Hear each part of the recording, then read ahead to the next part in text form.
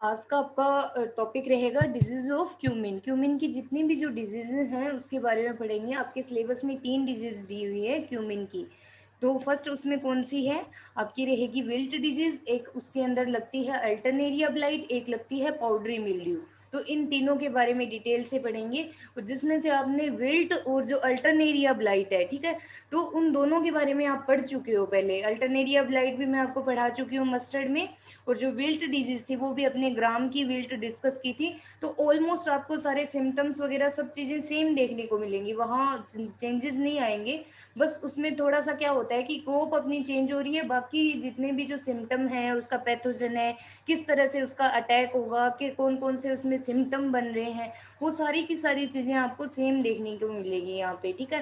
तो इसीलिए मैंने इसको थोड़ा सा समराइज करके भी आपको बताया, क्योंकि पहले इसको बहुत अच्छे से एक्सप्लेन भी कर चुकी हूँ। तो अपने देखते हैं सबसे पहले विल्ट डिजीज। अब विल्ट का नाम से ही मैंने आपको बताया था इसके अंदर क्या होगा, इस डिजीज के अंदर इसके मेनली सिम्टम्स क्या रहेंगे कि लॉस ऑफ टर्जिडिटी हो जाती है, पानी की कमी हो जाती है सेल्स एंड टिश्यूज के अंदर। उसकी वजह से क्या होगा, जैसे पानी की कमी होगी तो क्या होगा कि जो सेल्स और टिश्यूज है उनकी डेथ हो जाएगी, ठीक है। जो न्यूट्रिएंट और वाटर सप्लाई जो भी पाथ होता है जिसके थ्रू मतलब फूड सप्लाई हो रहा है प्लांट को, तो वो ब्लॉकेज हो जाती है उनकी। सेल्स और टिश्यू की जैसे डेथ होगी तो तो उसकी ब्लॉकेज होगी, तो उसके कारण क्या होगा कि जो प्लांट है वो सूख जाएगा। एक टाइम आएगा कि जो पत्तियां होती है जैसे भी जितनी भी वो मुरझा जाएगी। इस तरह के आपको सिम्टम इसमें मेनली दिखने को मिलते हैं, ठीक है। प्लस इसका विल्ट का मैंने एक मेन सिम्टम आपको बताया था कि क्या होगा, जैसे मतलब ग्राम की विल्ट के अंदर मैंने आपको बताया था कि जैसे जो रूट थी उसको अगर आप ऐसे लॉन्गिट्यूडनली उसको अगर काट के देखोगे, तो जो इंटरनल जो उसकी सेल्स और टिश्यू होती है वहाँ पे ब्लैकनिंग हो जाती है, ब्लैक कलर की लाइनिंग आपको देखने को मिलती है, ठीक है। तो इसी तरह से ये क्यूमिन की भी डिजीज में आपको देखने को मिलेगा कि इसका जो स्टेम है उसको अगर आप काट के देखोगे तो उसमें ब्लैक कलर की लाइनिंग देखने को मिलती है, तो वो विल्ट का एग्जाम्पल है, ठीक है। तो इसका कोजल ऑर्गेनिज्म कौन सा रहेगा, विल्ट का फ्यूजेरियम ऑक्सिस्पोरम कॉमन है, यही अपने ग्राम के अंदर पढ़ा था, फ्यूजेरियम ऑक्सिस्पोरम से हो रही थी वो भी डिजीज, ठीक है। तो इसके सिम्टम देखते हैं सबसे पहले कि disease produce wilting symptom. Wilting symptom देखने को मिलेंगे, मतलब कि विल्टिंग जैसे कि पौधा है वो मुरझा जाएगा, उसमें पानी की कमी होगी तो क्या होगा, ऑब्वियसली पौधा मुरझा जाएगा, ठीक है। उसकी जो पत्तियां होती है वो सूख जाती है, पत्तियां टूट के एक टाइम आएगा कि नीचे गिर जाएंगी, ठीक है। और जो डिजीज है इसके सिम्टम कब कब देखने को मिलते हैं, सीडलिंग स्टेज में और लेटर जैसे प्लांट ग्रोथ करता है, ठीक है। तो उस टाइम जो प्लांट की जो ग्रोथ स्टेज होती है उस टाइम भी इसके जो सिम्टम्स है वो देखने को मिलते हैं, ठीक है। और बाकी जैसे कोई भी जो स्टेज होती है प्लांट की उसके अंदर आ सकती है डिजीज, जरूरी नहीं है कि इन दोनों में ही आएगी, बट मेनली अटैक इनका या तो सीडलिंग में होगा या फिर जो प्लांट का ग्रोइंग पीरियड होता है उसके अंदर होता है, ठीक है। नेक्स्ट है ड्रूपिंग हो जाएगी, पत्तियों की पत्तियां टूट के नीचे गिरेंगी, विदरिंग हो जाएगी, ठीक है, मतलब बिल्कुल पत्तियां जो है वो सूख जाती है, मुरझा जाती है, ठीक है। और होता किसकी वजह से, you blockage of water and nutrient supply. आपको पहले भी बताया था कि विल्ट है वो क्या करेगी, मतलब जो प्लांट है उसके अंदर पूरी तरह से इसका जो माइसीलियम है वो फैल जाएगा, तो वहाँ क्या करेगी, ब्लॉक कर देती है जो जाइलम वेसल्स है, ठीक है, उनको, जिनके थ्रू जैसे मतलब कि जो वाटर एंड फूड सप्लाई जो हो रहा था, ठीक है, तो उनको पूरे जो टिश्यूज हैं उनको पूरी तरह से ब्लॉक कर देती है, जिसकी वजह से अगर प्लांट को न्यूट्रिएंट और वाटर नहीं मिल रहा तो ऑब्वियसली प्लांट है वो सूख जाएगा, मुरझा जाएगा। अब आपको अगर कोई फूड नहीं देगा, आपको अगर कोई पानी नहीं देगा, तो आपकी कंडीशन क्या होगी, 7 दिन भी अपने नहीं निकाल सकते बिना पानी और फूड के, तो एक प्लांट कैसे निकालेगा ये, ठीक है। तो उसकी वजह से क्या होता है, बिल्कुल सूख जाता है, ठीक है। नेक्स्ट इसके अंदर क्या क्या देखने को मिलता है आपको, येलोविंग हो जाती है, ओल्डर लीव्स जो पुरानी पत्तियां हैं उसके ऊपर येलोविंग देखने को मिलती है, हल्का पीलापन आ जाता है, ठीक है। और धीरे धीरे जो मतलब कि ये येलोइंग है वो धीरे धीरे अपवर्ड एक्सटेंड होती जाएगी, और क्या होगा कि यंगर जो लीव्स है, जो न्यू पत्तियां जो बन रही है उसके ऊपर भी येलोइंग चली जाती है, ठीक है। नेक्स्ट है जो ब्राउनिश कलर का डिस्कलरेशन देखने को मिलता है, वास्कुलर बंडल मतलब कि जाइलम और फ्लोएम्स है, ठीक है, उसके अंदर ब्राउनिश डिस्कलरेशन या फिर ब्लैकनिंग आ जाती है, ठीक है। और आएगी किसकी वजह से, उनकी डेथ हो जाती है जो टिश्यूज हैं उनकी, तो इस वजह से जो ब्लैकनिंग देखने को मिलती है। सेम मैंने आपको बता दिया कि अपने ग्राम में भी जैसे पढ़ा था कि उसकी अगर रूट को ऐसे काट के देखते हैं तो उसमें क्या होता है कि एक ब्लैक कलर की लाइनिंग दिखती है, ठीक है। सेम इसमें बताया गया कि इसके स्टेम को अगर कट करके देखते हैं, ऐसे ये स्टेम है, हैं, ठीक है। तो इसको अगर बीच से इस तरह से काट के देखते हैं तो दोनों जो पार्ट होते हैं उसके ऊपर हल्की ब्लैकनिंग या ब्राउनिश कलर आपको देखने को मिलता है, और जो प्लांट है वो इजीली अप्रूटेड हो जाता है। मतलब कि अगर आप प्लांट को थोड़ा सा भी अगर खींचोगे तो क्या है, प्लांट आपके हाथ में आ जाता है, क्योंकि प्लांट है वो बहुत कमज़ोर हो चुका है उसकी वजह से, ठीक है। और इसके जो जो सीड्स हैं, मतलब कि जो बीज रहेंगे वो भी बिल्कुल छोटे हो जाएंगे, थिन हो जाएंगे बिल्कुल, ठीक है, श्रीवर्ड हो जाएंगे, बिल्कुल ऐसे सिकुड़े हुए से बनेंगे, ठीक है। और सीड कंटामिनेशन भी हो सकता है इसमें, कब होगा, हार्वेस्टिंग टाइम में। जैसे हार्वेस्टिंग हो रही है तो उस टाइम में सीड, जैसे मतलब जिस जिस सीड के ऊपर जो डिजीज़ आई हुई है वो दूसरे सीड के पास में जाएगा, ठीक है। तो उससे क्या होगा कि जो स्पोर है वो दूसरे सीड को भी कंटामिनेट कर देते हैं, फिर जैसे नेक्स्ट अपने उसी सीड को ग्रो करते हैं तो उससे क्या होगा, जो डिजीज़ है वो आगे फैल जाएगी, ठीक है। और समटाइम पार्शियल विल्टिंग भी देखने को मिलती है, ठीक है। पार्शियल विल्टिंग मतलब क्या होगा कि जो प्लांट है, ठीक है, उस प्लांट में कहीं कहीं, मतलब पूरे प्लांट में नहीं, बट कहीं कहीं जो, मतलब कि पूरा प्लांट जो है वो विल्टेड नहीं होगा, सूखेगा नहीं, बट कहीं कहीं प्लांट का कुछ कुछ पार्ट क्या होता है कि पूरी तरह से सूख जाता है और आधा प्लांट क्या दिखेगा आपको, ग्रीन दिखेगा, ठीक है। तो उसी को बोला जाता है पार्शियल विल्टिंग, ठीक है। तो इस तरह की विल्टिंग भी देखने को मिलती है आपको। तो ये रहेंगे मेनली आपके सिम्टम्स विल्ट के, ठीक है। नेक्स्ट देखते हैं इसका सर्वाइवल और स्प्रेड, कि किस तरह से सर्वाइव करती है, कैसा इसका डिजीज साइकिल चलता है, ठीक है। तो उसके बारे में देखते हैं अपने। फर्स्ट तो जैसे विल्ट आ रही है तो आपको पता है कि ये सीड बोर्न डिजीज है, ठीक है, सीड और सोइल बोथ होगा। और बाकी एक ध्यान रखना कि जो क्यूमिन की तीनों डिजीज है, अल्टरनेरिया हो गई, विल्ट हो गई, ठीक है। तो ये तीनों की तीनों जो पाउडरी मिल्ड्यू है वो तीनों की तीनों सीड बोर्न डिजीज है, ठीक है। यहाँ से इसका एक क्वेश्चन भी पूछा जाता है कि ये कौन सी डिजीज है, तो ये सीड बोर्न डिजीज है, इतना तो ध्यान रखना, तीनों की तीनों, ठीक है। तो थोड़ा सा आप आइडिया रखना इस चीज़ का। नेक्स्ट देखिए, और कैसे सर्वाइव करती है, सर्वाइव एज ए सेप्रोफाइट, मतलब कि सेप्रोफाइटिकली सर्वाइव करेगी इन्फेक्टेड जो प्लांट डिब्रीज है, ठीक है, उसके उसके ऊपर जैसे मृतोपजीवी के रूप में सर्वाइव करती रहती है, या फिर उसका जो माइसीलियम है वो उसके ऊपर पड़ा रहेगा और वहाँ पे सर्वाइव करता रहता है इन्फेक्टेड जो प्लांट डिब्रीज होंगे उनके ऊपर, ठीक है। और मैंने आपको फिजेरियम में पहले भी बताया था कि इसमें 3 टाइप के स्पोर बनते हैं, ठीक है। कौन कौन से बनते हैं, माइक्रोकोनिडिया, मैक्रोकोनिडिया और क्लेमाइडोस्पोर, ठीक है। तो जो मतलब कि क्लेमाइडोस्पोर है वो डोरमेंटली, क्लेमाइडोस्पोर आपको बताया भी था कि किस टाइप की जो स्ट्रक्चर होती है, ऐसे गोलाकार, आपको बताया था कि इसमें मतलब हो सकता है सिंगल हो या फिर हो सकता है वो चेन के अंदर हो, इस तरह की स्ट्रक्चर जैसे बनती है, आपको पूरा इसको एक्सप्लेन भी किया था, ठीक है। तो जो क्लेमाइडोस्पोर है वो क्या करते हैं, सोइल के अंदर भी विएबल पड़े रहते, सोइल के अंदर भी डोरमेंटली पड़े रहते हैं, और जैसे ही मतलब उनको फेवरेबल कंडीशन मिलती है वो जर्मिनेट हो जाएंगे और फिर प्लांट के अंदर इन्फेक्शन कर देते हैं, ठीक है। और या तो जो इन्फेक्शन है वो क्लेमाइडोस्पोर के थ्रू होगा, ठीक है, या फिर इसके जो मैक्रोकोनिडिया होते हैं, ठीक है, उनके थ्रू इसका इन्फेक्शन होता है प्लांट के ऊपर, ठीक है। तो इस तरह से ध्यान रखना। और इसका जो प्राइमरी इन्फेक्शन यहाँ से होगा, ठीक है, और सेकेंडरी स्प्रेड इसका कैसे होगा कि या तो इरिगेशन वाटर से, मतलब जैसे अपने सिंचाई कर रहे हैं उसके साथ जो स्पोर है वो बह के चले जाएंगे, फिर इसका इन्फेक्शन हो जाएगा, या फिर बारिश के द्वारा, ठीक है, या फिर हवा के द्वारा, ठीक है। तो या फिर इंटरकल्चर ऑपरेशन के द्वारा जो स्पोर्स है, मतलब जो कोनिडिया है वो एक प्लांट से दूसरे प्लांट के ऊपर चले जाते हैं। तो सेकेंडरी स्प्रेड आउट किन किन से हो सकता है, या तो इरिगेशन वाटर, या तो फिर हवा द्वारा, या फिर बारिश द्वारा, या फिर इंटरकल्चर ऑपरेशन जितने भी अपने करते हैं उनके थ्रू, ठीक है। तो उसके बाद में क्या होता है कि जो प्लांट है वो डाई हो जाएगा बिल्कुल, जैसे जैसे मतलब उसने इन्फेक्शन कर दिया प्लांट के ऊपर, इन्फेक्शन के बाद में क्या होगा कि प्लांट है उसकी मृत्यु हो जाएगी, ठीक है। और फंगस है वो जैसे प्लांट की सभी टिश्यूज के अंदर इन्वेड कर जाती है, ठीक है।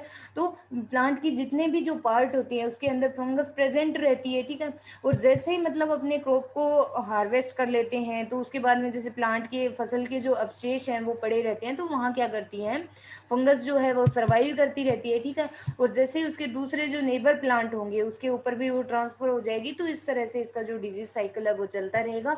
डिजीज साइकिल में इसमें आप 2 चीज़ें ध्यान में रखना, एक तो ये उसमें ज़रूर एक्सप्लेन करना, फिजेरियम में कोई भी फिजेरियम हो, विल्ट जैसे हो रही है तो उसमें जो फिजेरियम ऑक्सीस्पोरम है उसका एक चीज़ ध्यान ही रखना आप, कि कौन कौन से 3 टाइप के इसके स्पोर बनते हैं, कौन से मैक्रो, माइक्रो और क्लेमाइडोस्पोर, ठीक है, मैक्रोकोनिडिया, माइक्रोकोनिडिया और क्लेमाइडोस्पोर, ठीक है, इनके थ्रू इन्फेक्शन होगा। और जो कि प्राइमरी इन्फेक्शन होगा, और सेकेंडरी किसके थ्रू होगा, या तो हवा के द्वारा, या तो बारिश के द्वारा, या फिर इंटरकल्चर जो ऑपरेशन होते हैं उनके थ्रू, ठीक है। तो इस तरह से इसका जो डिजीज साइकिल है वो चलेगा। और पहले जो ग्राम की मिल्ट थी उसमें आपको डिजीज साइकिल पूरा मेरा डायग्राम के साथ भी समझाया हुआ है, ठीक है, तो वहाँ से भी आप देख सकते हो, सेम ही है इसका, ठीक है। नेक्स्ट देखते हैं फेवरेबल कंडीशन। तो फेवरेबल कंडीशन इसमें मतलब कि आपको पता है कि विल्ट है वो अपने बार बार मैं वर्ड यूज़ कर रही हूँ कि पानी की कमी से हो जाती है। जैसे फील्ड को पूरी तरह से अगर पानी नहीं मिलता है, ठीक है, मॉइस्चर स्ट्रेस होती है सोइल के अंदर, तो क्या होता है कि विल्टिंग अपीयरेंस हो जाती है। जितने जो रूट रोट है, विल्टिंग है, ये सब क्या होती है, मॉइस्चर स्ट्रेस से ही आती है ये डिजीज, ठीक है, ये चीज़ आप ध्यान रखना। नेक्स्ट है जो सोइल टेम्परेचर है वो लगभग कितना होता है, 12.5 से 14 डिग्री सेल्सियस होता है, तो उस टाइम में जो डिजीज है वो ज़्यादा होती है, ठीक है। नेक्स्ट है इसका मैनेजमेंट किस तरह से करेंगे। तो मैनेजमेंट में जैसे सीड बोर्न डिजीज है तो वहाँ से पता चल जाएगा कि अपने क्या करेंगे, सीड ट्रीटमेंट करेंगे किस किस से, ट्राइकोडर्मा, ये रहा, आपको हर जगह आपको मिल जाएगा ट्राइकोडर्मा, जो कि क्या है, फंगल बायो कंट्रोल एजेंट है, ठीक है। और किससे कर सकते हैं, कार्बेंडाजिम और थायराम के साथ भी इसका सीड ट्रीटमेंट कर सकते हैं, ठीक है। या फिर क्रॉप रोटेशन अपनाना चाहिए, किसके साथ, पर्ल मिलेट हो गया, मस्टर्ड हो गया, ठीक है, इनके साथ। नेक्स्ट है सोइल सोलिराइजेशन, गर्मियों के महीने में जो सोइल है उसको जैसे सिंचाई करके और फिर क्या करते हैं, प्लास्टिक की शीट होती है, मोटी शीट, उसके द्वारा ढक दिया जाता है, ठीक है। तो उससे क्या होता है कि जैसे अपने सिंचाई कर देते हैं, उसके बाद में क्या होता है, जो स्पोर है वो विएबल हो जाते हैं, ठीक है। तो वो विएबल जैसे होंगे तो प्लास्टिक की शीट से पूरा फील्ड है वो कवर्ड रहेगा, तो उससे क्या रहता है कि जैसे गर्मी होती है, जैसे सनलाइट हो गई तो उसकी वजह से बहुत ज़्यादा हीट निकलती है, ठीक है। तो ज़मीन में से, ठीक है, जैसे कवर रहेगी अपना फील्ड, तो ज़मीन में से बहुत ज़्यादा हीट निकलेगी, तो हीट से क्या होगा कि जितने भी जो स्पोर प्रेजेंट है सोइल के अंदर उनकी अपने आप डेथ हो जाती है। तो इस तरह से सोइल सोलिराइजेशन करना चाहिए। नेक्स्ट है डीप समर प्लोइंग करनी चाहिए गर्मियों के महीने में। जैसे डीप समर प्लोइंग अगर अपने करते हैं तो उससे क्या होता है कि जो स्पोर है वो बाहर आ जाएंगे और सनलाइट के थ्रू उनकी डेथ हो जाती है, ठीक है, वो आगे जर्मिनेट कर नहीं कर पाएंगे। तो ये रहेगी आपका विल्ट डिजीज, ठीक है। नेक्स्ट इसमें डिजीज लगती है पाउडरी मिल्ड्यू, जो कि न्यू डिजीज है, इसके बारे में आपने नहीं पढ़ा अभी तक, लेकिन ये आगे आपको दूसरी क्रॉप में भी मिल जाएगी। पाउडरी मिल्ड्यू बार बार आप पढ़ोगे तो लगभग जो इसके सिम्टम्स है और जो मैनेजमेंट है वो इसका सेम ही रहेगा, ठीक है। तो अपने ध्यान से देखते हैं दोबारा कि पाउडरी मिल्ड्यू डिजीज, ठीक है। तो इसका कोजल ऑर्गेनिज्म क्या रहेगा, एरिसाइफी पोलिगोनी, ठीक है, एरिसाइफी पोलिगोनी इसका कोजल ऑर्गेनिज्म रहेगा। और पाउडरी मिल्ड्यू का लगभग कोजल ऑर्गेनिज्म इंपॉर्टेंट है, पूछा जाता है, हमेशा ध्यान रखना, कंपटीशन एग्जाम में भी पूछा गया है बहुत बार, आपको एरिसाइफी पोलिगोनी देखने को मिलेगा, ठीक है। तो ये रहेगा इसका कोजल ऑर्गेनिज्म। नेक्स्ट है इसके सिम्टम अगर देखें तो पाउडरी मिल्ड्यू पहले भी आपको एक्सप्लेन किया हुआ है मेरा, पाउडरी मिल्ड्यू तो एक होता है डाउनी मिल्ड्यू और एक होता है पाउडरी मिल्ड्यू, ठीक है। डाउनी मिल्ड्यू में मैंने आपको क्या बताया था कि जैसे कोई भी लीफ है तो उसके नीचे क्या होती है कि निचली सतह पे, मतलब लीफ की जो निचली सतह होगी उसके ऊपर कोटनी ग्रोथ हो जाती है, ठीक है, तो उसको तो बोला था डाउनी मिल्ड्यू। यहाँ क्या है, पाउडरी मिल्ड्यू। अब नाम से पता चल रहा कि पाउडर फॉर्म में दिखता है, एक पाउडर सा दिखता है आपको लीफ के ऊपर, स्टेम के ऊपर, तो उसी को बोला गया है पाउडरी मिल्ड्यू, ठीक है। इतना ध्यान रखना थोड़ा सा। तो नेक्स्ट अपने इसके सिम्टम और क्या क्या देखने को मिलेंगे, इसमें बताया गया है कि crop usually attacked by the disease at flowering stage in cloudy weather. हाँ, ये मतलब कि इंपॉर्टेंट चीज़ है, हो सकता है आपकी ट्रू फॉल्स में भी पूछ लिया जाए कि ये जो पाउडरी मिल्ड्यू है वो कब ज़्यादा अटैक करेगी, जब मतलब क्लाउडी वेदर हो, थोड़ा सा मतलब वातावरण के अंदर जैसे हल्के जैसे बादल आ जाते हैं और ऐसे नमी सी होती है, उस टाइम में जो डिजीज़ है ये ज़्यादा होती है फरवरी मार्च के महीने में, ठीक है। नेक्स्ट है व्हाइट कलर की पाउडरी माइसीलियम ग्रोथ, ठीक है, इसका जो माइसीलियम होगा वो व्हाइट कलर का होगा, उसका कलर है वो व्हाइट रहेगा और पाउडर सा आपको दिखेगा जो लीव्स है उसके ऊपर की सतह पे, ठीक है। और धीरे धीरे क्या होता है कि ये मतलब कि फर्स्ट तो किसके ऊपर डेवलप होगा, लीव्स के ऊपर, लेटर ऑन क्या क्या होगा, अभी धीरे धीरे क्या करेगा, पूरे जितने भी जो प्लांट के पार्ट हैं उसके ऊपर देखने को मिलेगा, जैसे स्टेम हो गई, उसकी जितनी भी ब्रांचेज होती है, और फ्लोवर के साथ, ठीक है, भी फ्लोवर के ऊपर भी इसका जो पाउडरी मास है वो आपको देखने को मिल सकता है। और लेटर क्या क्या होता है इसके अंदर, कि जो लीव्स है वो श्रिंक हो जाएगी, मतलब ड्राई हो जाएगी, बिल्कुल सूख जाती है, ठीक है, टूट के नीचे गिर जाती है, डिफोलिएशन हो जाता है उनका, ठीक है। तो जिसकी वजह से क्या होगा कि जो लीव्स है, ठीक है, फ्लोवर के ऊपर भी इसकी जो ग्रोथ है वो हो जाती है, तो उसकी वजह से क्या होगा कि सीड फॉर्मेशन नहीं हो पाता है, ठीक है। तो अगर सीड फॉर्मेशन नहीं होगा तो ऑब्वियस सी बात है कि पूरी क्रॉप है वो फेलियर ही हो जाएगी, अगर सीड ही नहीं बनेगा। अब सीड के लिए तो अपने जो क्रॉप है मेनली लगा रहे हैं, ठीक है। तो क्या होता है कि क्रॉप है वो उसके मतलब सीवियर केसेस में क्या होता है कि पूरी तरह से जो क्रॉप है उसके फेलियर हो जाती है, नष्ट हो जाती है पूरी की पूरी फसल, ठीक है। तो ये इसका रहेगा, ये इसके रहेंगे मेनली सिम्टम। नेक्स्ट इसमें एक और बताया गया है कि जो इसका परफेक्ट स्टेज होती है ना, जैसे मतलब इंडिया के अंदर नहीं रिपोर्ट किया गया है इसकी परफेक्ट स्टेज को, बस जैसे एरिफेसाइपी की जो परफेक्ट स्टेज होगी तो उसके ऊपर क्या होता है कि वाइट ग्रोथ जैसे होगी उसके ऊपर, जैसे मतलब पाउडर सा दिखेगा, बट उसके साथ में मतलब थोड़ा थोड़ा क्या होगा कि आपको ब्लैक डॉटेड स्ट्रक्चर भी देखने को मिलेगी, ऐसे ब्लैक ब्लैक उसमें डॉटेड सा होगा, मतलब कि परफेक्ट स्टेज जो होती है उसके अंदर, ठीक है, ब्लैक ब्लैक डॉट दिखेगा इस तरह से, ठीक है, पत्ती के ऊपर व्हाइट पाउडरी मास के साथ में, ठीक है। तो वो किसकी वजह से आता है ब्लैक डॉट, क्लिस्ट्रोथीशियम की वजह से आता है, ठीक है। अब देखिए कि क्लिस्ट्रोथीशियम क्या होता है।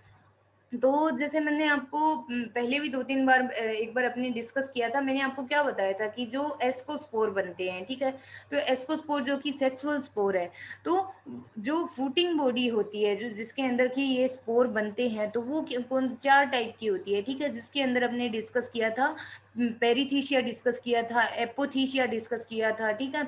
और नेक्स्ट एक और कौन सी फ्रूटिंग बॉडी बनती है, क्लिस्ट्रोथीसिया बनती है, और एक बनती है एस्कोस्ट्रोमाटा, ठीक है। तो क्लिस्ट्रोथीसियम में किस तरह से होगा कि ये क्लोजली इस तरह से पैक्ड स्ट्रक्चर रहती है, जिसके अंदर की क्या होगा कि एस्कोस्पोर का फॉर्मेशन में होता है, ठीक है। तो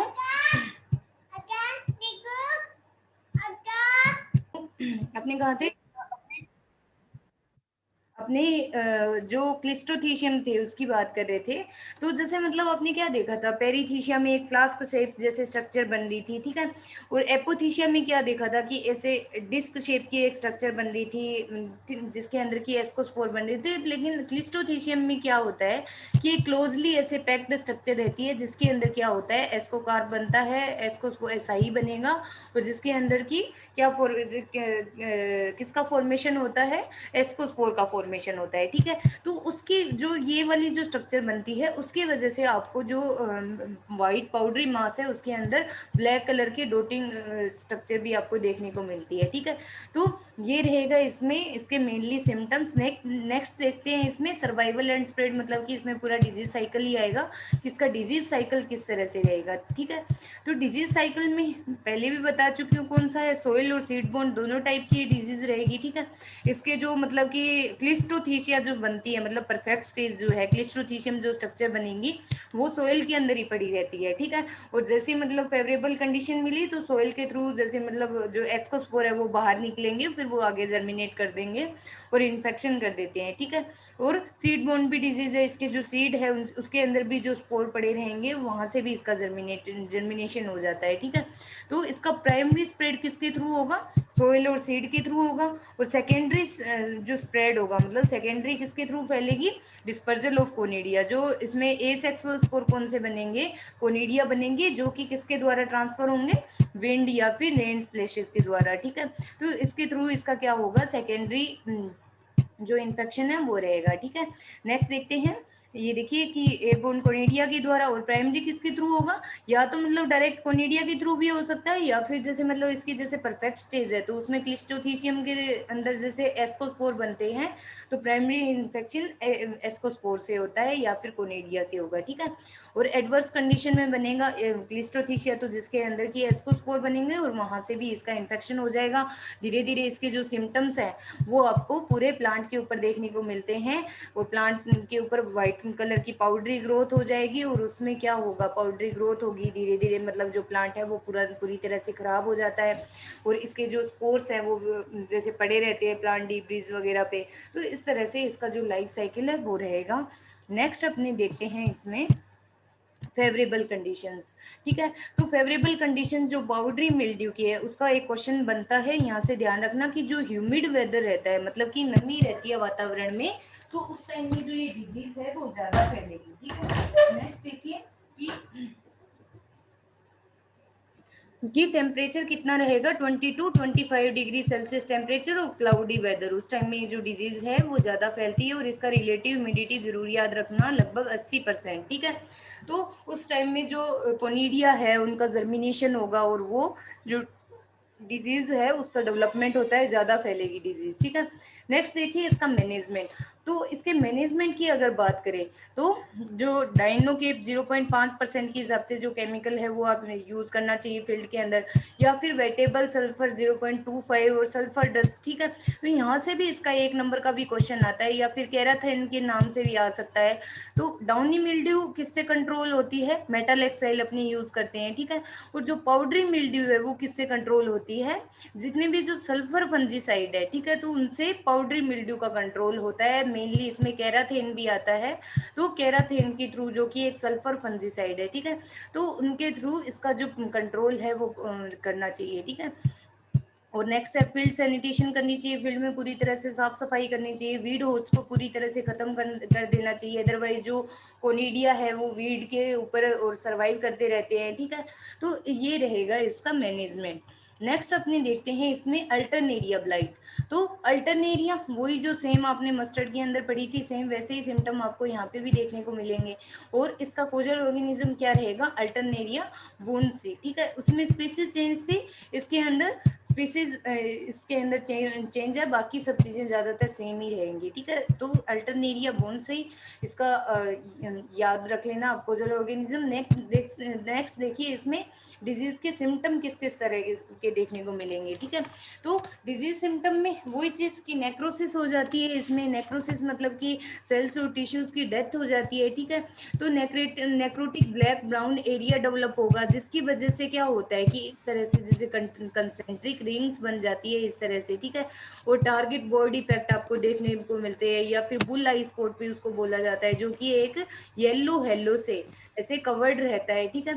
तो इस तरह के इसके जो मेनली जो सिम्टम्स है वो अल्टरनेरिया के रहते हैं, ठीक है। धीरे धीरे क्या होगा कि ये जो सिम्टम है ये पूरे प्लांट के ऊपर फैल जाते हैं, जो पूरी पत्ती है उसके ऊपर फैल जाएगी, पत्ती के ऊपर जो सेल्स और टिश्यूज है उनकी रैपिड डेथ होने लग जाती है, जिससे जो पत्ती के ऊपर क्या होता है, ब्लाइटेड अपीयरेंस देखने को मिलती है, बिल्कुल मतलब पत्ती है वो सूख जाती है, नीचे गिर जाती है, ठीक है।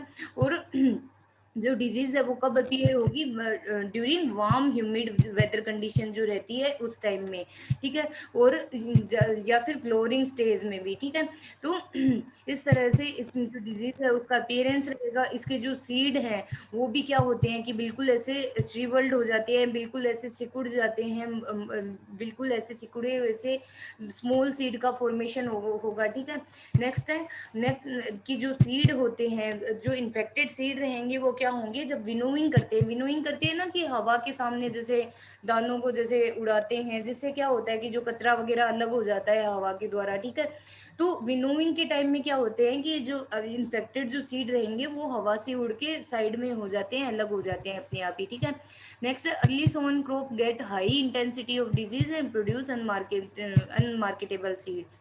मतलब कि अगर अर्ली सोइंग क्रॉप है, मतलब कि जैसे अर्ली सोइंग उसकी कर दी जाती है, तो उस टाइम में क्या होगा कि जो डिजीज है वो ज़्यादा देखने को मिलेगी, और उसकी जो मार्केट वैल्यू है वो भी डाउन हो जाती है, क्योंकि सीड है वो पूरी तरह से खराब हो चुका है, ठीक है। नेक्स्ट देखिए इसका सर्वाइवल स्प्रेड, इसमें पूरा डिजीज साइकिल आएगा। तो डिजीज साइकिल की अगर बात करें तो ये भी कौन सी रहेगी, सीड बोर्न डिजीज रहेगी। इसका जो फंगस है वो ओवरविंटर किस में, या तो डोरमेंट माइसीलियम के रूप में, या फिर जो इसके स्पोर होते हैं उनके रूप में सर्वाइव करती रहती है। कहाँ कहाँ सर्वाइव करेगी जो फंगस होती है, या तो मतलब कि डेड और डीके जो प्लांट्स है, ठीक है, प्लांट डिब्रीज है उसके ऊपर, या फिर जो वीड होस्ट है उसके ऊपर सर्वाइव करती रहती है, जो कि कुकरबिट्स फैमिली के इसने बताए हैं। और या फिर सोइल के अंदर सर्वाइव करते रहेंगे, और जैसे उनको फेवरेबल कंडीशन मिली वैसे ही वो जर्मिनेट करना शुरू कर देंगे, और फिर आगे इन्फेक्शन कर देंगे, ठीक है। और इसमें भी कोनिडिया का फॉर्मेशन होगा, ठीक है। Fungus conidia can survive under warm dry condition for several month, ठीक है। वार्म और ड्राई कंडीशन रहेगी, मतलब हल्का जैसे सूखा सूखा रहती है, तो उस टाइम में क्या होता है कि जो कोनिडिया है वो सर्वाइव करते रहते हैं, ठीक है। और इसका जो सेकेंडरी स्प्रेड आउट है कोनिडिया का, वो कैसे होगा, हवा के द्वारा, या फिर जैसे मतलब कि कोई इम्प्लीमेंट्स है जो आप फील्ड में यूज कर रहे हो तो उनके द्वारा उसके साथ चिपक के, और या फिर एक प्लांट से दूसरे प्लांट पे चले जाते हैं, या फिर जैसे रनिंग वाटर होता है उसके थ्रू, ठीक है। तो नेक्स्ट है द जर्मिनेटिंग स्पोर। नेक्स्ट देखिए, germinating spore penetrate susceptible tissue directly और थ्रू वाउंड्स, मतलब कि या तो जर्मिनेशन डायरेक्ट करेंगे, या फिर जो प्लांट है उसके अंदर कोई घाव हो गया तो उसके थ्रू भी क्या करते हैं वो आगे जर्मिनेट हो जाते हैं, एंट्री ले लेते हैं, और धीरे धीरे क्या होता है पूरे प्लांट के अंदर जो इसके जो मतलब फंगस का माइसीलियम है वो फैल जाएगा, और वहाँ पे वो नुकसान पहुंचाना शुरू कर देता है, ठीक है। और धीरे धीरे क्या होगा कि जो कोनिडिया है वो एक प्लांट से दूसरे प्लांट पे फैल जाएगा और वहां भी इन्फेक्शन कर देता है, ठीक है। और प्राइमरी और सेकेंडरी बोथ टाइप का जो इन्फेक्शन है वो किस पे रहेगा, कोनिडिया के थ्रू ही होगा, ठीक है। नेक्स्ट अब इसके देखते हैं फेवरेबल कंडीशंस। तो फेवरेबल कंडीशन की अगर बात करें तो इसमें भी लगभग मतलब वेट वेदर चाहिए रहता है, ठीक है। वेट कंडीशन रहेगी उस टाइम में जो डिजीज है वो ज़्यादा फैलती है। तो टेम्परेचर कितना चाहिए रहता है इसको जर्मिनेशन के लिए, लगभग 22 थोड़ा हाई ह्यूमिडिटी अगर रहती है वातावरण में और क्लाउडी अगर वेदर रहेगा तो उसमें क्या होगा कि जो डिजीज है वो ज्यादा फैलेगी, ठीक है। नेक्स्ट इसमें देखते हैं इसका मैनेजमेंट। तो मैनेजमेंट वही चीजें आ जाएगी कि सीड बोर्न डिजीज बताइए आपको तो सीड ट्रीटमेंट करके फिर यूज करना चाहिए। नेक्स्ट है जैसे फील्ड सैनिटेशन रखना चाहिए, उसमें कोई भी वीड होस्ट वगैरह नहीं होना चाहिए फसल के अंदर, ठीक है। और पूरी तरह से जो वीड्स है उसको पूरी तरह से खत्म कर देना चाहिए फील्ड में से। और मैनकोजेब कार्बेंडाजिम इनका आप स्प्रे कर सकते हो फील्ड में, ठीक है। तो ये इसका रहेगा मेनली मैनेजमेंट। तो तीनों ही जो डिजीज है आपकी वो एग्जाम में इनके ऊपर बड़ा क्वेश्चन नहीं आता है। मेनली इनका या तो कोजल ऑर्गेनिज्म पूछेंगे या तो उसके थोड़े बहुत सिम्टम पूछ लेते हैं, ठीक है। और जो पाउडरी मिल्ड्यू है वो इसके अंदर इंपॉर्टेंट है, उसके ऊपर क्वेश्चन पूछा जा सकता है उसके मैनेजमेंट में, उसके सिम्टम में से भी। और बाकी तीनों के जो पैथोजन है वो इंपॉर्टेंट रहेंगे। तो thank you very much class, आपकी यहाँ पे तीनों डिजीज कंप्लीट होती है क्यूमिन की।